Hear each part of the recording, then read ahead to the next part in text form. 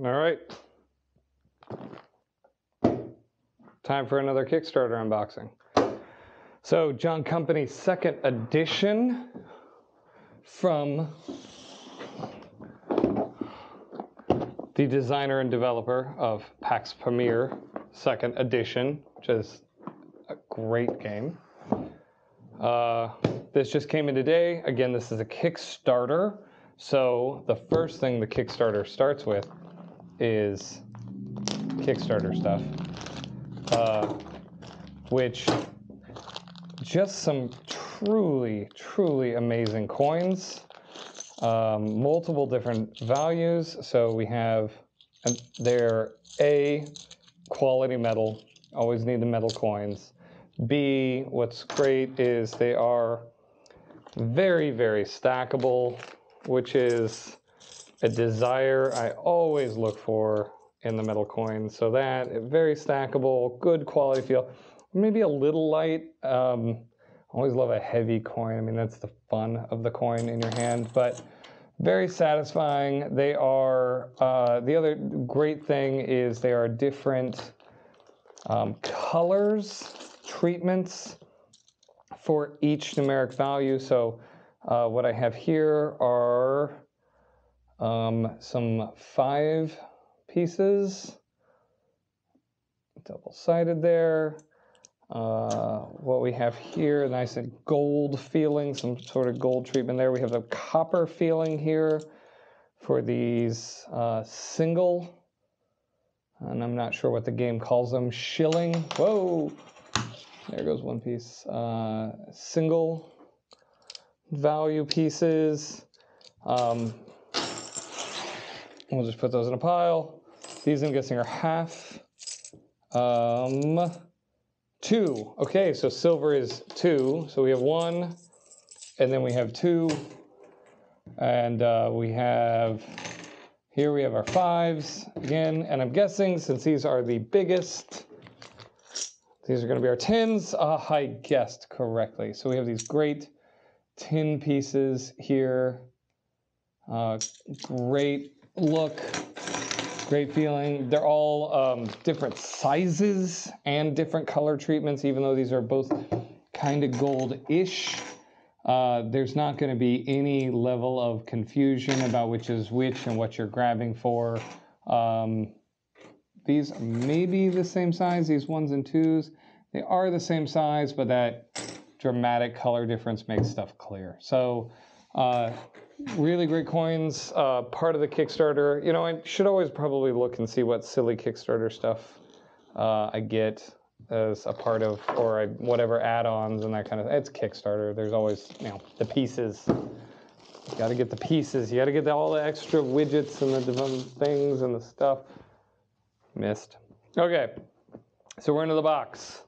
Box arrived, it was in great shape, so I'm not exactly sure what shipper it was. It came and what distributor they use. Came out of Oregon, so it's thick. Notice, I'm not even gonna open it yet. Notice it is not closing all the way, so I'm guessing there's going to be plenty of cardboard to punch. Oh, very great. The box has some amazing art inside of it. I saw that in one of the Kickstarter updates, completely forgot. Really did a great treatment here. Yeah, this is actually a painting, and it is cited, a photo of a painting that I think is at the Tate, according to that. So really great art, wraps around the corners, and then some different designs on the top and the bottom. So box, well designed, well constructed, nice heavy. All right. Big box of pieces number 1, or big bag of pieces number 1. It includes wooden blocks.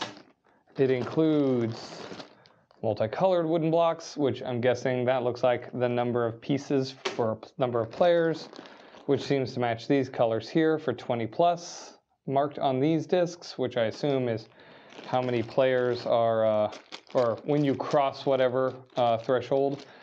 We have some black, red, and silver pawn-looking pieces. I have never actually played this game. I've played Pax Pamir several times. Love it. Had enough confidence in the design. And a second edition printing is always enough to get me to say I'm in. So red blocks this time, slightly larger than brown blocks. Bags. Always love it when you send me bags. Okay, so here's for stacking. I did see some of this in the gameplay. These appear to be plastic, but nice feeling quality plastic pieces that are octagonal for stacking. So it does look like you stack tower and grow a tower, and it does look like there are little caps for those towers. So again, don't know the gameplay. Forgive if I'm using the wrong verbiage or language here. But these are really high quality feeling pieces, very consistent. There's no messiness to them, consistent coloring. So, and the plastic feels great. You know, if we can do wood, I'm always on board with wood and metal, but acrylic or plastic is all right. And the detail, really great. Every side has a consistent arch and doorway detail and very, very ornate design of columns and little frippery things on the design. So very impressive production on those pieces. We then have matching all of the colors that we saw earlier with the player pieces. Looks like we have player tokens to deploy, wood, and good catch. Those look, gosh, they look like, I was going to say printed, but it actually looks screened and or sealed. They have a high gloss finish on them. Oh, and I'm realizing there are different ones for different people, and I'm seeing, oh, that screen process may have gotten a couple stuck together, but good news is nothing came off. But it looks like almost every single one of these, am I confused? They are all, I'm going to try to move this way. I'll pan the camera down. It looks like every single one of those is a different design. Very, very cool. Again, need to learn the gameplay, but there's clearly player pieces. I've got those in green, got those in yellow, blue, pink, gray, and purple. I want to qualify, like, all of the pieces feel very much like they considered color blindness or any sort of color atypical sight ability in there. So it's that's always appreciated. I know I've got some folks that are colorblind that sit at my table regularly, so having a piece that they can differentiate, always appreciated. Okay, so got nice trays. Now there's nothing plastic to fit over these, but I'm guessing they just fit down, and I'm probably going to hunt down some lovely guide, feeling like these might even go underneath the tray that I'm about to pull out. But I'm guessing these are holding coins and all of the pieces I just pulled out in a neatly organized manner. So that is appreciated, a well-organized box. Hopefully, I'm guessing on the Kickstarter page, I have something plastic cover to keep everything together. Really great tray here. For more open spaces is probably dedicated spaces for cards. Cards here are, where's my little string here? All right, so we're popping open our cards. Nice feel for the cards. Nice finish. I wonder, these feel, I'm not going to be so bold as to fold. Oh, for a split second, I thought these might be like the Radlands Deluxe, where they were the like plastic finish, but these are sealed in a way where, like, even if we were sitting here and poured a couple of cool drinks, there may have been some condensation on the table. These feel finished enough that I don't think there's going to be any stress that we have about a good old-fashioned paper card that feels almost as a finish as if it's some sort of polycarbonate, but quality, feel, dedicated space. Right, we have something here. These look like discs, which appear to be just heavy cardboard, already pre-popped for us. Nice thickness, great designs and patterns. Base on these, it looks like they are draw cards that create crisis, windfalls, turmoil, resolves crisis, possibly changes the leader. Looks like these are for strengthening is the activity that is involved in building these towers, because I have strengthen if sovereign on there, so that you might strengthen your tower. So those are great, and perfect spot for those to fit. Some smaller cards, early company, and early company we have invested workshops. It looks like there's a few different types. And if I look on the side here, these may be related to the individual players, because the coloring, as I look on the side here, appears to be the same. I'm not going to pop those out. Good old-fashioned dice. Really great marbling effect on all of them. So they look beautiful. Design and treatment is great. They have some really detailed like lightning on there, and it doesn't look messy. That's spectacular. And then just some good old pip dice. So, woo. All right. Metal flags. So it looks like I have silver, copper, and gold little flags that I'm pouring out because the bags are open. So I have large and small little flags, which I will make sure to properly bag here. Oh God, great game has pieces that just make you think you're gonna lose them. So these are metal flags. There's one large of each color and 4 smaller ones of each color. So bag those together. There's always that moment where you're like, am I organizing this game correctly that I haven't played yet, or I've only watched a video? This feels resin. This feels resin. Yeah, I think this is a resin elephant, block elephant. Really nice quality feel. Very weighted, very heavy. Sits nice on the table there.